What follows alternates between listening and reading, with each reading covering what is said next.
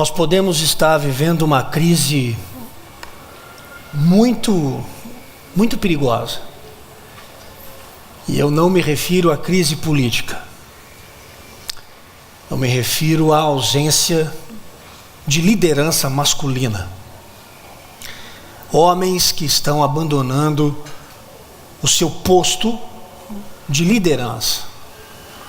Omissos, acovardados, arrogantes, desafetuosos e distantes. Quem mais sofre com a ausência de liderança masculina é a família. Casamentos estão ruindo por conta da ausência de liderança masculina. Filhos estão se perdendo dentro das suas próprias casas por falta de liderança masculina. Mas o cenário se desdobra. Se homens estão deixando a liderança da família, imagine o que acontece no contexto da igreja.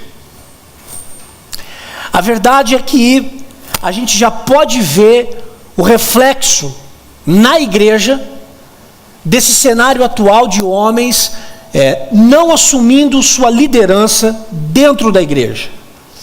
A atuação forte e disposta das mulheres, elas têm ocupado um lugar dentro da igreja de extrema importância, de vigor e de muita força. As mulheres assumindo a liderança dentro da igreja pela ausência de liderança masculina. E aí a gente começa a enfrentar um certo problema delicado, porque a gente começa a encontrar um problema institucional ou denominacional. Porque dentro... Obrigado, aqui tem o Rubens, obrigado. Porque dentro da nossa denominação, as mulheres não podem ocupar oficialato, elas não podem ser presbíteras e nem diáconas. Mas são elas que se dispõem a trabalhar. São elas que estão à frente. São as mulheres que estão se tornando as guerreiras da igreja. Homens podem até assumir por conveniência ao status que a liderança pode lhe gerar. O problema é que num curto prazo de tempo, esses homens, por conta do status e por acharem que vão ser líderes de uma igreja, não conseguem mensurar o ônus que a liderança da igreja traz também. E aí, o resultado é que esses homens acabam por abandonar o trabalho e os ministérios em curto tempo. Abandonam. A gente não precisa de nenhuma pesquisa para perceber que os homens não estão bons, eles não estão muito bem das pernas, né? Basta a gente olhar para o lado. É só a gente olhar para o lado. Eu poderia hoje falar um pouquinho do problema da liderança masculina na família. Eu poderia hoje falar do problema da ausência de líderes homens dentro dos lares. Eu poderia. Mas hoje eu quero falar um pouquinho da tragédia que é da ausência de liderança masculina dentro da igreja. E para isso eu quero convidar você a abrir a sua Bíblia no primeiro livro dos Reis, capítulo 2.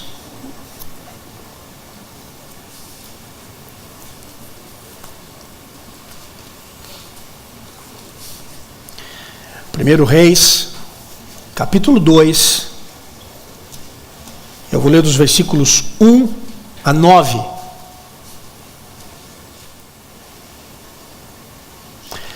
Senhor, nós vamos ler a Tua palavra e eu peço que o Senhor tenha misericórdia de nós. Faz um milagre em mim de falar da Tua palavra com sobriedade, mas também faz um milagre naqueles que vão ouvir, para que possam receber a Tua palavra e viverem o que ela nos ensina. Fala ao nosso coração, em nome de Jesus eu oro. Amém. 1 Reis, capítulo 2, 1-9, diz assim: aproximando-se os dias da morte de Davi, deu ele ordens a Salomão, seu filho, dizendo: eu vou pelo caminho de todos os mortais. Coragem, pois, e ser homem. Coragem, pois, e seja homem. Guarda os preceitos do Senhor teu Deus, para andares nos seus caminhos, para guardares os seus estatutos e os seus mandamentos, e os seus juízos e os seus testemunhos, como está escrito na lei de Moisés, para que prosperes em tudo quanto fizeres, e por onde quer que fores. Para que o Senhor confirme a palavra que falou de mim, dizendo: se seus filhos guardarem o seu caminho, para andarem perante a minha face fielmente de todo o seu coração e de toda a sua alma, nunca te faltará sucessor ao trono de Israel. Também tu sabes o que me fez Joabe, filho de Zeruia, e o que fez aos 2 comandantes do exército de Israel, a Abner, filho de Ner, e a Amassa, filho de Jeter, os quais matou, e em tempo de paz vingou o sangue derramado em guerra, manchando com ele o cinto que trazia nos lombos e a sandália nos pés. Faze, pois, segundo a tua sabedoria, e não permitas que suas cãs desçam à sepultura em paz. Porém, com os filhos de Barzilai, o gileadita, usarás de benevolência, e estarão entre os que comem a tua mesa, porque assim se houveram comigo, quando eu fugia por causa de teu irmão Absalão. Eis que também contigo está Simei, filho de Gera, filho de Benjamim e de Baurim, que me maldisse, com dura maldição, no dia em que ia a Manaim.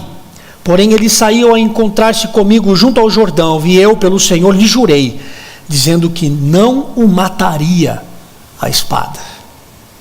Mas agora não o tenhas por inculpável, pois é homem prudente, e bem saberás o que lhes há de fazer, para que as suas cãs desçam à sepultura com sangue. Se nós pudéssemos definir algumas características da masculinidade, dentro do que o mundo considera, dentro do que a maioria dos homens consideram como grandes características de masculinidade, e essas características são as mais mencionadas como as mais valorosas, evidenciando uma masculinidade verdadeira. 3 características se sobressaem. Primeira, poder. Querendo ou não, o homem gosta de manusear o poder, porque com o poder a gente controla, com o poder a gente gerencia pessoas, com o poder a gente tem livre acesso à tomada de decisão que giram em torno das pessoas com quem a gente vive. Com o poder a gente tem ascensão profissional, com o poder a gente tem reconhecimento. É uma das 3 primeiras palavras. Segunda palavra, riqueza. Porque com a riqueza, a gente tem a tão sonhada estabilidade para nós e para a nossa família. Com a riqueza, a gente administra as nossas regalias. Com a riqueza, a gente compra o que a gente quer. E a gente mantém o que eu e você, homem, achamos necessário que se deve manter. Seja para nós, seja para nossas esposas, seja para a namorada, seja para os nossos filhos, seja para a mamãe, para o pai, seja para quem for. Terceira característica, virilidade. Essa satisfação sexual como marca de um verdadeiro homem que toma a mulher, sabe o que tem que fazer com ela e como fazer com ela. Poder, riqueza e virilidade. A Bíblia conta a história de um homem que viveu como referência para esse tripé: poder, riqueza e virilidade. Era um homem refinado, inteligente, sedutor, rico, poderoso, empreendedor, líder. Salomão é o nome dele. Ele foi o homem mais sábio de toda a sua geração, o que abriu para ele a porta do poder. Ele era extremamente rico, riqueza. E esse homem teve a proeza de ter 700 mulheres e 300 amantes. Ou seja, era um cara que tinha, além das 700 mulheres, ele botou 300 mulheres nas costas das mulheres que ele tinha. Virilidade. Salomão é o ícone dessa tríade. É o ícone. Poder, riqueza e virilidade. Mas quando a gente olha, quando a gente corre na timeline da vida do Salomão, quando a gente corre a linha da vida do Salomão, e a gente encontra o texto lá em 1 Reis, capítulo 11, nós encontramos que Deus se irou profundamente contra Salomão. E sabe por quê?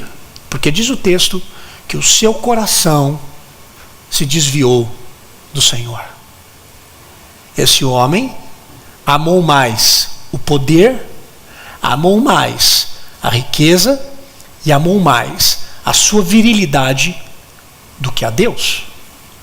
E o fim da história de Salomão, registrada nas Escrituras, é apática.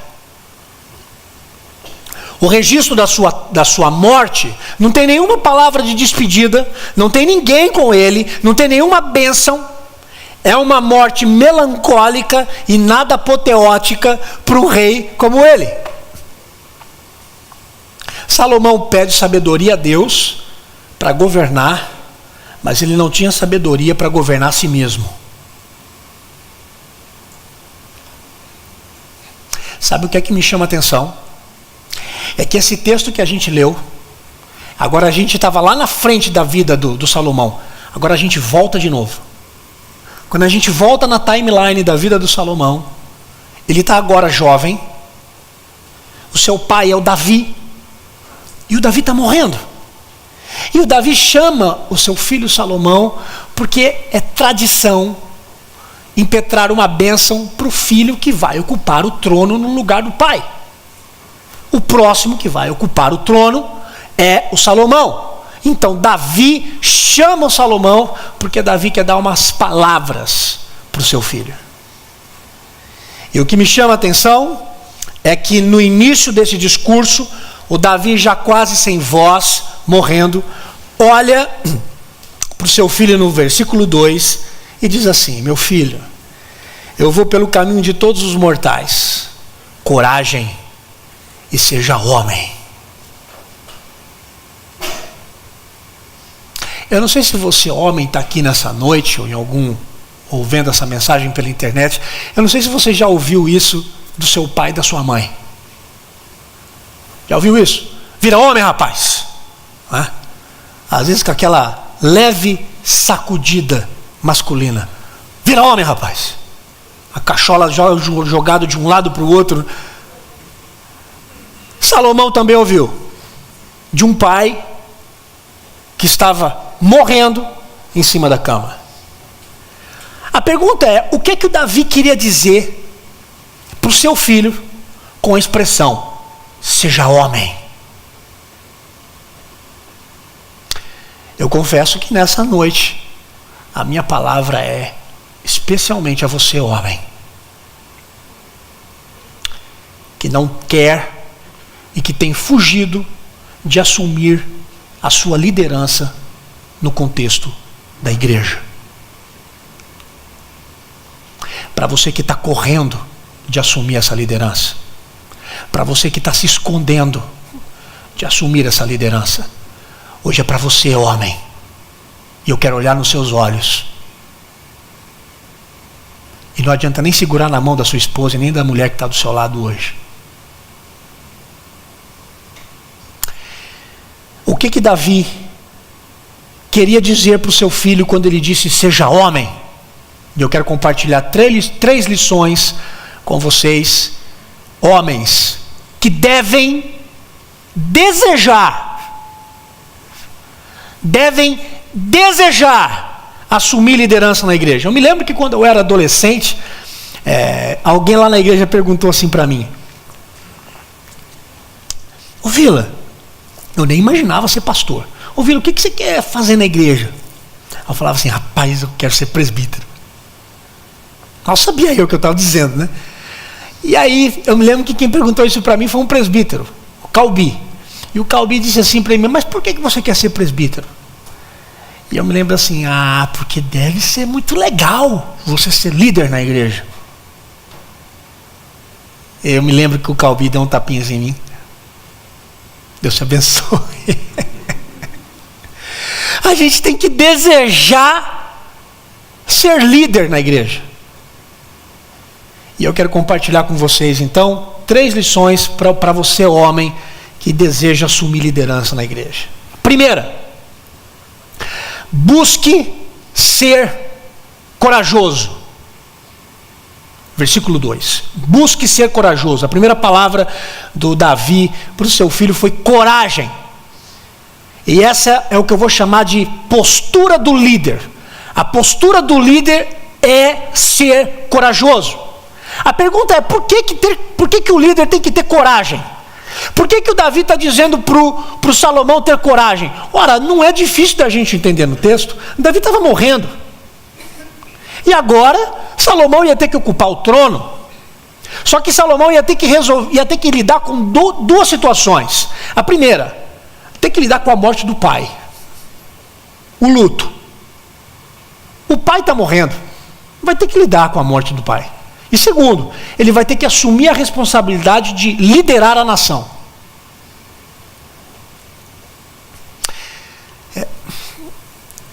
Eu fico preocupado com os homens da nossa geração. Porque os homens da nossa geração não sabem lidar parece com as perdas. Se tornam fracos. E por conta das perdas não sabem resolver os problemas. Porque morreu a esposa, porque morreu alguém, porque morreu a mãe, agora não sabe mais lidar com os problemas. E aí nós temos uma geração de homens fragilizados, deprimidos, fracos em suas lideranças. E eu não estou querendo dizer que o homem não tem que sentir a dor. Tem que sentir a dor, tem que chorar, mas não pode viver nisso. Porque quem tem que puxar o carro somos nós. O problema é quando a gente dá essa tarefa para a mulher.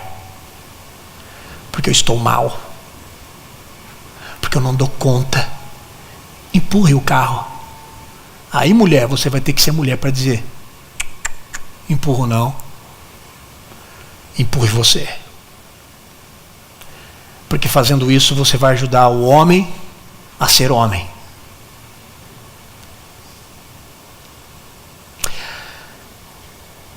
Salomão teria que lidar com a perda do pai e assumir a responsabilidade de liderar a nação.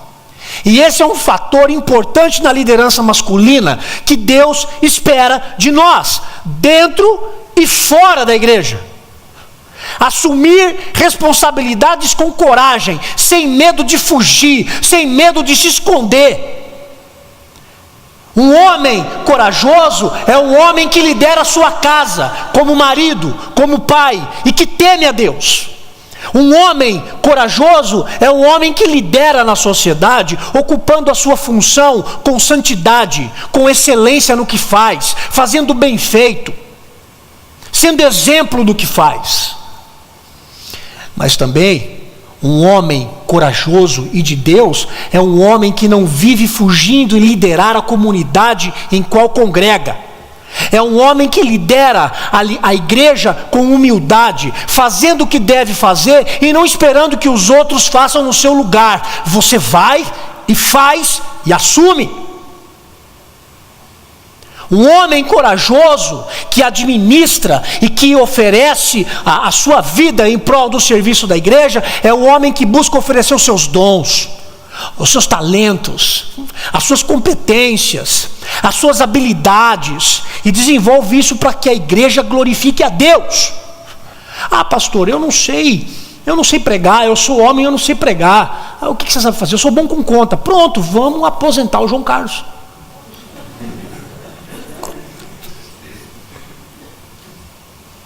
Vamos você, João. Ah, vamos botar mais um aí, um homem que gosta de fazer conta para trabalhar com o João Carlos. Quem sabe você ensina alguma coisa para o João Carlos? O homem de Deus é o homem que se propõe a fazer. O homem de Deus é o homem que oferece os seus dons, os seus talentos, as suas habilidades, as suas competências para glorificar a Deus e servir a igreja. O problema é que tem muito homem se escondendo embaixo da saia da esposa e da mulher quando o assunto é liderança de igreja. E aí, quem assume a liderança, quem assume a bronca é a mulher. Para quê? Para o homem se divertir na programação. Porque quem vai lá para a cozinha fazer é a mulher. Porque quem vai organizar o evento é a mulher. O homem chega para receber uma oração e vou comer depois. A mulher se responsabiliza, mas o homem só quer desfrutar do evento. Falta coragem para o homem cristão sair da postura de ser espectador da igreja e ser protagonista dentro da igreja. E aí alguém vai dizer assim para mim: pastor, vamos criar uma sala na escola dominical para liderança masculina? E eu vou dizer assim: meus irmãos, é triste dizer, mas no culto à noite todo mundo vem, escola dominical ninguém vem. E isso serve para a mulher. Ah não, pastor, vamos mesmo assim tentar, vamos assim colocar uma sala de liderança para os homens, para que esses homens sejam treinados a ocupar cargo de liderança na igreja. Eu digo, ok, eu preparo o material. E onde estão os homens? Onde é que estão os homens na igreja?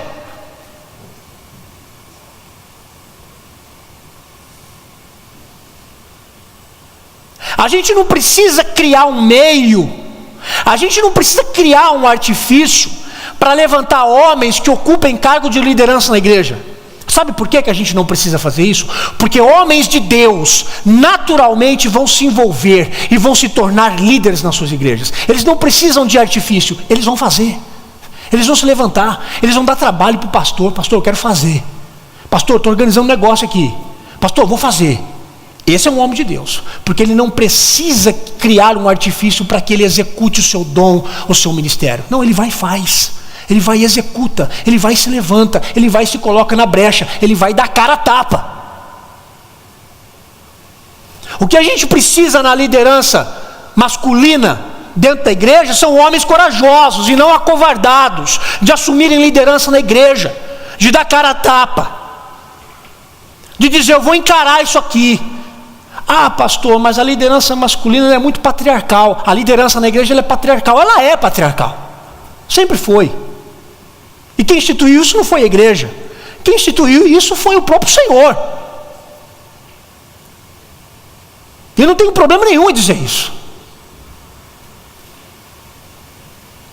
E isso é até bom para você, mulher, porque quem tem que tomar a primeira paulada não é você, é o homem. Quem tem que tomar a primeira paulada é o homem. É por isso que é patriarcal.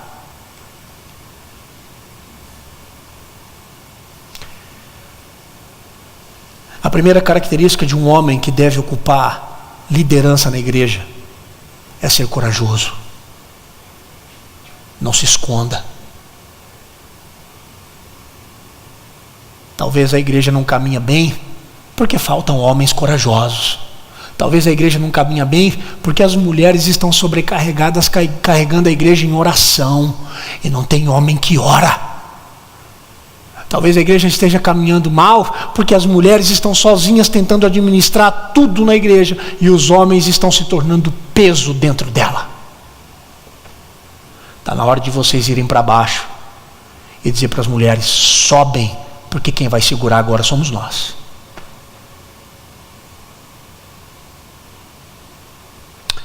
A segunda característica de um homem líder na igreja é buscar orientação na palavra. Versículos 3 e 4, e é o que eu chamei de referencial de um líder. Davi, quando fala para Salomão, ele fala para guardar os preceitos do Senhor, e ele usa vários sinônimos para falar dos preceitos do Senhor. Ele fala: olha, meu filho, você tem que andar nos caminhos do Senhor, você tem que guardar os estatutos, você tem que guardar os mandamentos, os juízos e os testemunhos. Todas essas palavras são palavras sinônimos para falar sobre guardar os preceitos do Senhor. A pergunta que todo homem tem que fazer é a seguinte: tá, eu tenho que guardar isso, para quê? Porque o homem é prático, certo? O homem é prático. Beleza, eu tenho que guardar isso, para quê? E aí o Davi diz assim: para que você prospere. Opa, falou a linguagem masculina. Prosperar, ter dinheiro no bolso, ter poder, virilidade, reconhecimento. Ok, onde é que eu tenho que assinar? Prosperar para muitos homens cristãos se tornou sinônimo de ter dinheiro e de ter reconhecimento profissional. É uma tragédia isso no meio da igreja, quando homens cristãos pensam exclusivamente em prosperar assim. Prosperar é também ter dinheiro. Prosperar é também subir os degraus da vida profissional. Não é só isso. Não é só isso. Você pode ter todo o dinheiro e você pode ter todo o reconhecimento profissional sem ter guardado no seu coração os preceitos de Deus. Você sabe disso. Você sabe que você pode ganhar o dinheiro e que você pode ser o homem mais reconhecido na sua empresa e não guardar os preceitos do Senhor, porque você pode muito bem encontrar os atalhos.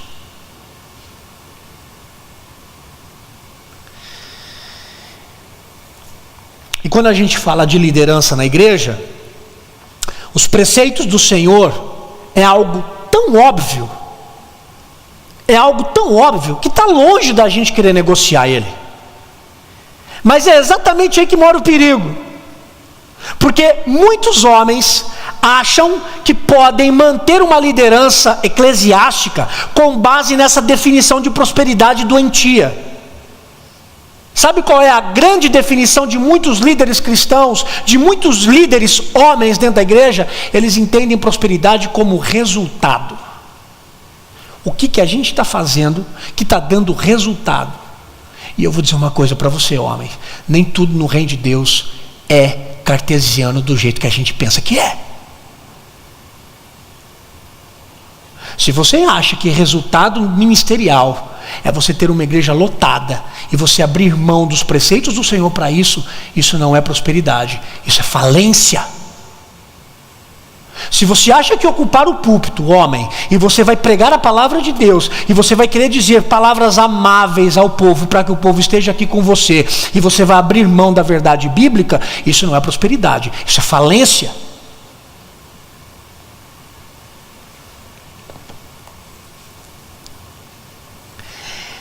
A ausência de um homem na liderança da igreja nesse perfil causa menos dano à igreja do que um homem que ocupa a liderança na igreja, mas que não assume os preceitos de Deus. Um homem que não se torna líder na igreja, ele causa danos na igreja? Causa, porque a igreja não tem liderança. Um homem que não assume liderança na igreja, ele causa menos dano na igreja do que o homem que assume liderança, é líder, mas não tem os preceitos do Senhor no seu coração. Esse arrebenta a igreja, arrebenta a sua casa, arrebenta a sua esposa, arrebenta os seus filhos. Ele é líder, mas não vive os preceitos do Senhor. O homem que quer prosperar, ele guarda a palavra do Senhor e vive os preceitos do Senhor em todas as esferas da sua vida. O homem que Deus quer é aquele que não tem vergonha de viver os preceitos do Senhor. O que ele é na igreja, ele é em casa e é no trabalho. E aí, quem pode dizer isso é a mulher que está do seu lado. Ela sabe se você é de verdade o que canta e diz aqui dentro, o que você vive dentro da sua casa ou lá no trabalho. Ela pode dizer.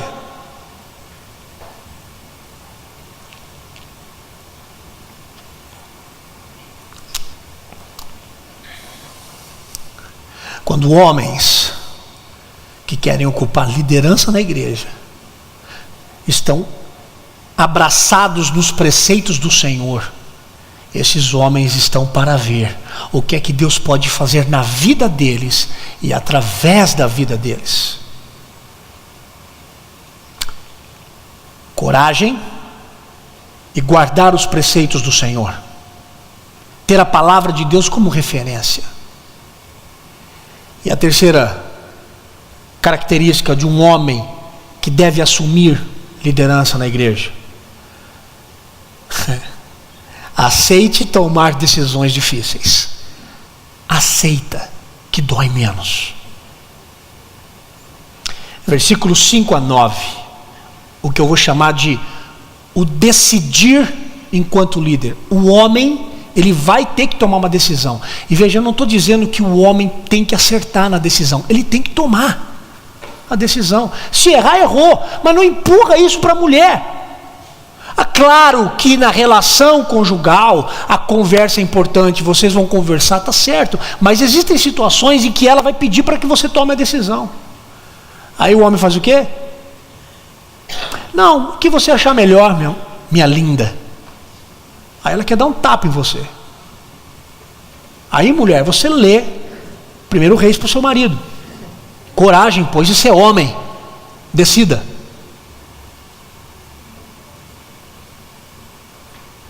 Aceite a tomar decisões difíceis. Olha o que diz o versículo 5. Versículo 5 diz assim: tu sabes o que me fez Joabe. O Davi está morrendo e o cara está ainda guardando um sentimento ruim em relação à pessoa. Quem foi Joabe? Era tempo de paz. Tempo de paz não se mata ninguém. Sabe o que Joabe fez? Em tempo de paz, matou 2 comandantes do exército do Davi. 2. Em tempos de paz, bandeira branca, trégua. O Joabe foi lá e pum, matou 1, pum, matou 2. Baixa na liderança do exército de Davi. Agora a gente acaba com ele.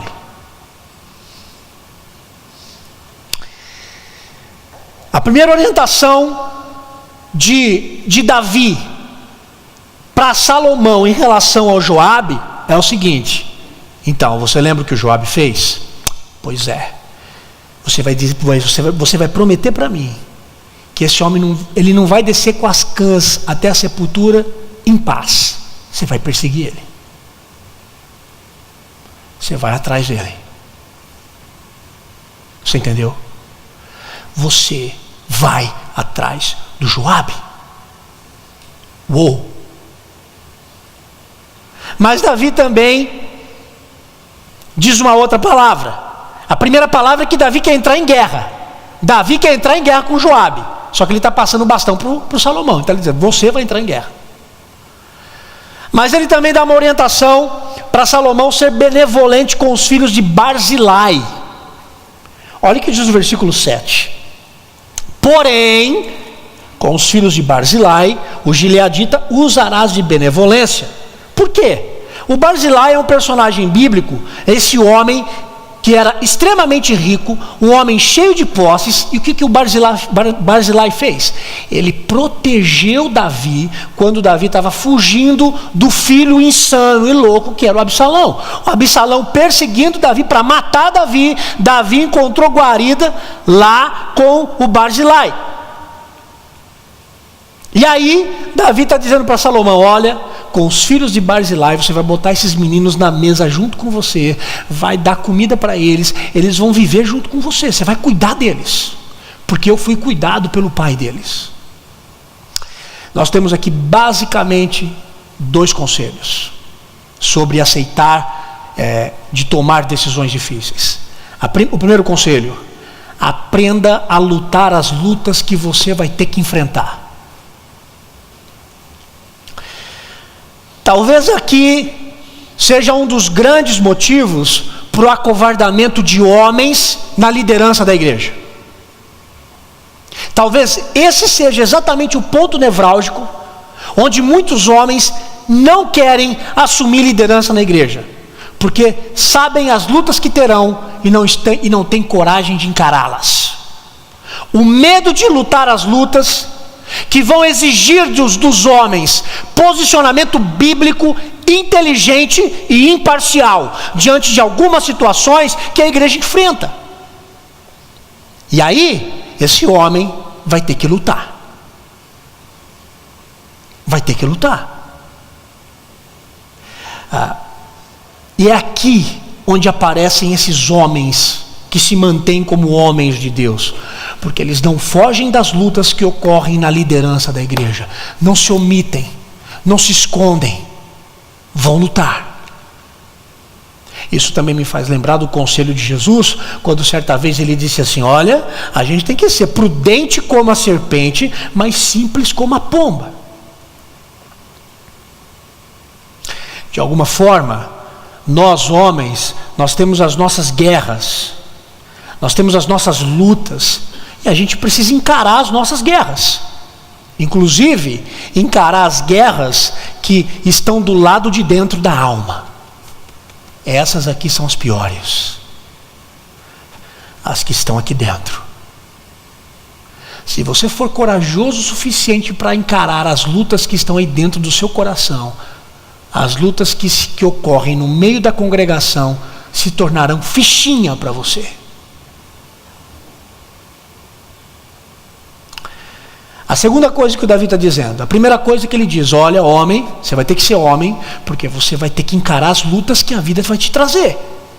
E você vai ter que ser homem para encarar ela. Vai ter que lutar, vai ter que ir para a briga, vai ter que encarar isso, vai ter que encarar o povo desanimado, batendo na liderança. Você vai ter que encarar olhando nos olhos, é chamar para conversar. Não é recadinho oculto em Facebook. Mas a segunda palavra, o segundo conselho de Davi para Salomão aqui é: aprenda a ser grato com aqueles que ajudam você. Como é bom ouvir isso, porque ninguém constrói uma liderança sozinho. Ninguém lidera sozinho. A segunda parte do conselho de Davi para Salomão é: olha, eu tive alguém que cuidou de mim, e eu sou grato a ele, porque sem ele eu estava enrolado. Agora, você vai cuidar dos filhos do Barzilai que cuidou de mim. Ninguém constrói liderança sozinho. Não fique achando que se você quer, ou pretende, ou já sonhou, ou nunca pensou também, né, em assumir liderança na igreja, que você vai fazer isso sozinho. Não, você não vai. Mesmo porque nós não somos uma igreja episcopal. Você não vai liderar sozinho. Por quê? Porque nós precisamos nos cercar de pessoas santas, de homens que sejam sérios, comprometidos, piedosos e cheios de Deus na sua vida. Haverá momentos na liderança em que alguém precisa nos acolher. Eu preciso às vezes de acolhimento. Eu preciso de acolhimento. Porque eu não consigo liderar a igreja sozinho. Se algum pastor consegue, ele é um guru. Eu não consigo. Eu preciso de me cercar de gente que caminha junto comigo. Porque a gente necessita um do outro. O Davi lembrou de Barzilai. A liderança não pode se esquecer daqueles que lutaram as suas lutas em seu favor. A liderança não pode se esquecer daqueles que se envolveram em guerras com você, sabendo dos riscos que iriam correr. Quantas e quantas são as pessoas? E aí pode ser homem e mulher. Você, líder, assume a liderança, e quantas pessoas apoiaram você, lutaram as lutas com você, e você virou as costas para ela. Aquela senhorinha da igreja, que sempre orou por você, para você se manter fiel, em pé, e quando ela mais precisou de você, você virou as costas. Por quê? Porque você estava num projeto arquitetônico de poder.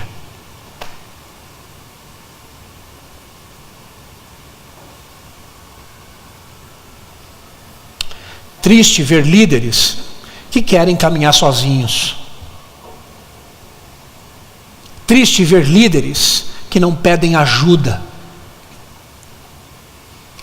Triste ver líderes que se esquecem do dia daqueles que estenderam a mão para ele uma vez.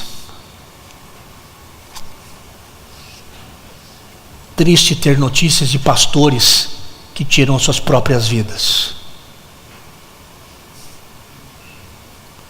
Inúmeros esse ano.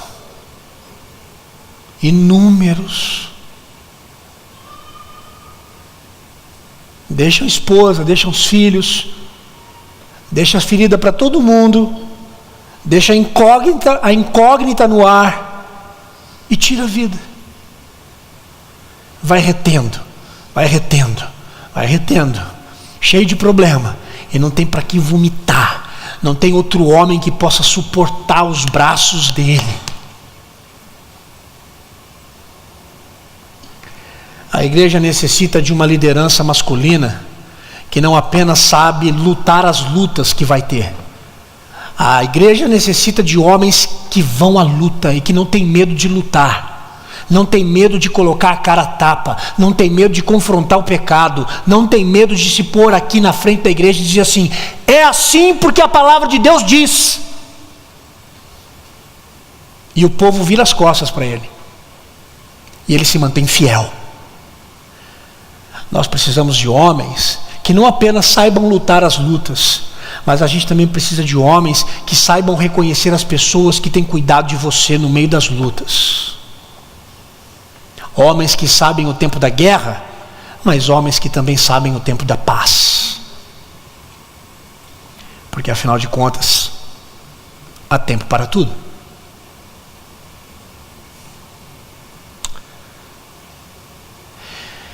Há algumas semanas atrás, eu tive o privilégio de pregar em um congresso em Governador Valadares. E lá eu conheci uma dessas pessoas que nos ensina sem falar. Já encontrou com gente assim? Que ensina você sem falar nada? Eu conheci o Paulo. Mostra para nós quem é o Paulo. Pode tirar esse cara do lado dele que é menor.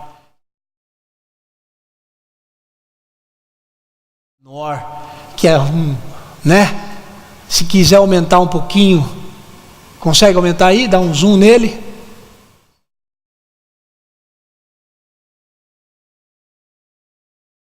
Tá bom. Esse é o Paulo. Um jovem. Lutando contra um câncer. Esse é o Paulo. Quando eu cheguei lá em Governador Valadares, eu tinha que pregar na sexta-feira. Pode deixar o Paulo aí. Eu tinha que pregar na sexta-feira. Quando eu cheguei na sexta-feira, eu já encontrei na casa do pastor onde eu fiquei muita gente falando do Paulo. Não, porque o Paulo vai fazer isso, o Paulo vai fazer aquilo, o Paulo vai fazer aquilo outro. E eu falei, uau, esse Paulo deve ser o pastor da igreja agora quase, né? E quando eu cheguei na sexta-feira para pregar, estava lá o Paulo, mancando, porque o seu câncer é na perna, com uma proteção, e andando para lá e para cá. E aí quando eu vi, eu chamei o pastor que estava junto comigo e disse assim: quem é aquele rapaz? E ele disse: esse é o Paulo.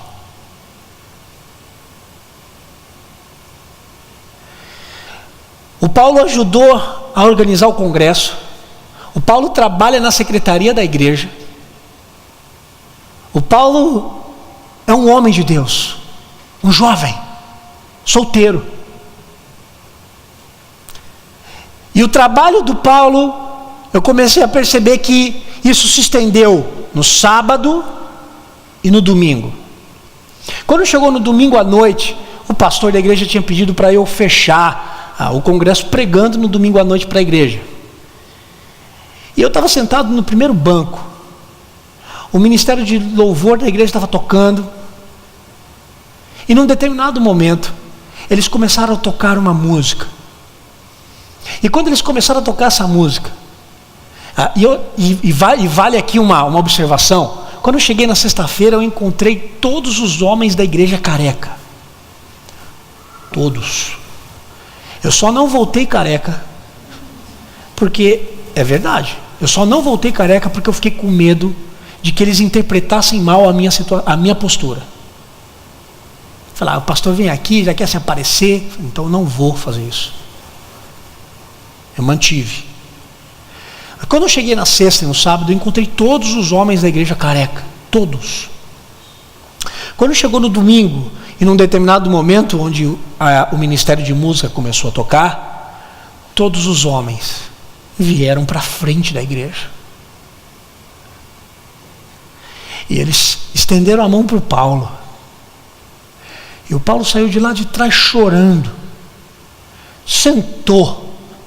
E todos aqueles homens cantando com lágrimas nos olhos, porque homem chora, sabe o tempo de chorar, sabe por que chorar, chorando, abençoando a vida dele, orando por ele.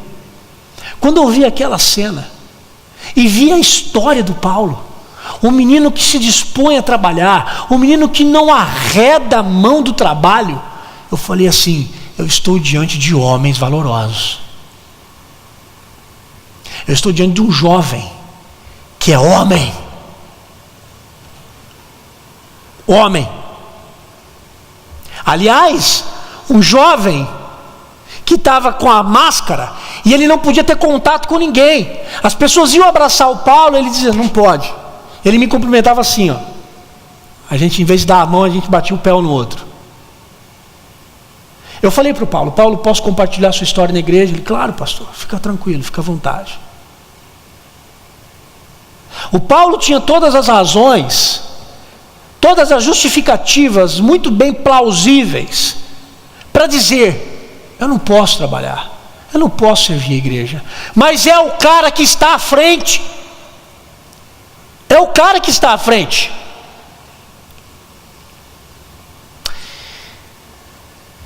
Eu quero ver homens assim nessa igreja.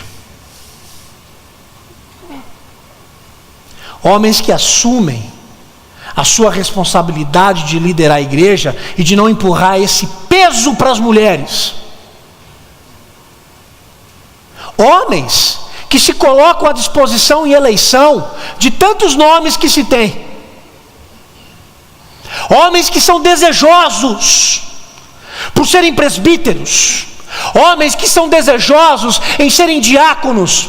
Homens que são desejosos porque Deus está chamando e comissionando para a vocação pastoral. Homens que se colocam na liderança. Homens que não vão ficar omissos.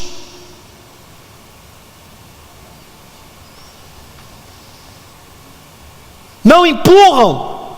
Esses homens que não ficam empurrando a responsabilidade que está sobre você, homem, de liderar a igreja. É uma honra. Você consegue entender que isso é uma honra? Ele entende que é uma honra. O que eu quero dizer com isso é que o homem deve sempre assumir o papel mais arriscado. Não é a mulher que tem que assumir o papel mais arriscado, é o homem. Jesus é o exemplo maior de masculinidade, porque ele assumiu o papel mais arriscado. Sabe o que é que Jesus fez? Ele deu a vida dele por mim e por você. Ele assumiu uma responsabilidade que era minha e sua. E ele disse, não, eu assumo. Eu assumo a responsabilidade. Jesus morreu no lugar da noiva. Isso é exemplo de masculinidade. Ele se sacrificou. E é por isso que a palavra do Senhor diz que o homem deve se sacrificar em favor da sua mulher. O problema é que quando chega aí algum bandido, alguma coisa, o homem pega a mulher e empurra a mulher na frente do bandido.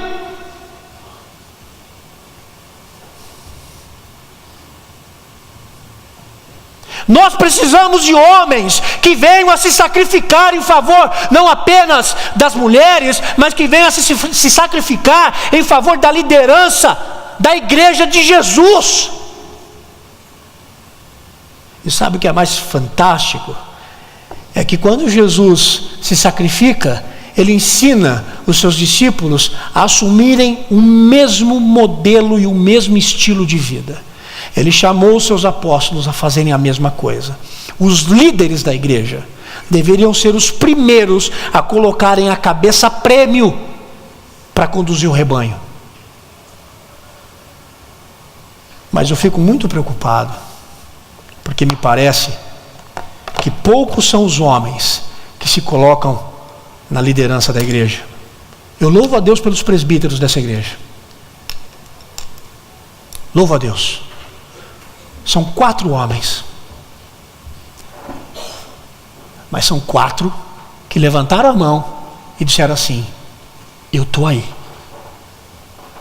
Você pode falar o que quiser, mas eles levantaram a mão. Disseram assim: eu encaro a luta. Eu vou para o pau. Eu vou promover paz. Eu vou para a guerra. Junto com você, pastor. Mas eu vou. A minha oração é para que Deus tenha misericórdia dos homens que aqui estão. E que você se levante como um homem de Deus. E que você não empurre a responsabilidade da igreja para a mulher. Ela tem que descansar na sua liderança. E que você, homem, não busque ser líder na igreja por conveniência. Não é por conveniência, é por serviço. É por honra. É em nome do Rei. É em nome do Rei Jesus. É que você, homem, tem que se levantar e dizer: Pai, eu vou. Eu gostaria de, nessa noite, especificamente, orar pela vida dos homens. E se você quer viver essa realidade, homem, eu queria que você viesse aqui à frente, de joelho, rendido aos pés daquele que amou você, e que você se coloque na brecha e diga: Senhor, eu quero ser esse homem. Eu quero ser esse homem. Eu quero orar por você, homem.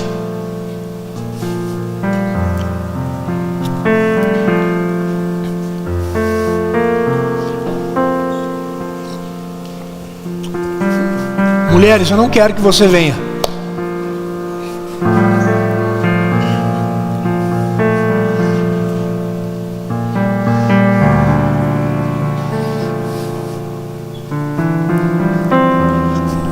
Se você não puder se ajoelhar, você pode ficar em pé aqui à frente. Tem alguns homens que já lutaram guerras demais, né, Gildas? É um guerreiro ferido, mas é um guerreiro que está em pé.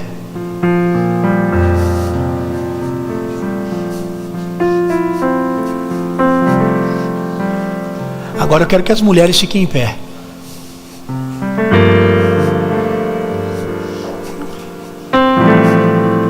Eu quero chamar os presbíteros para que venham aqui à frente comigo.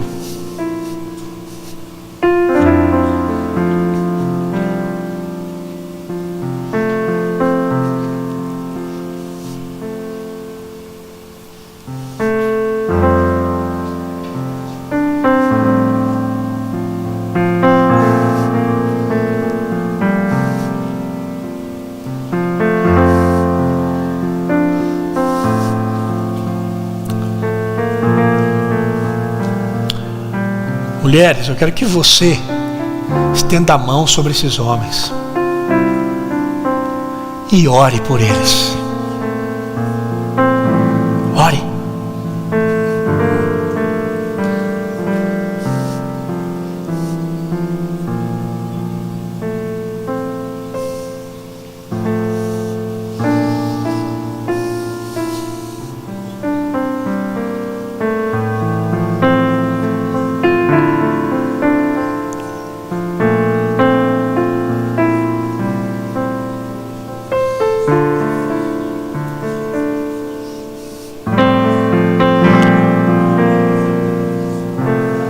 Agora nós, liderança, vamos estender as mãos e vamos orar junto com as mulheres dessa igreja em favor desses homens.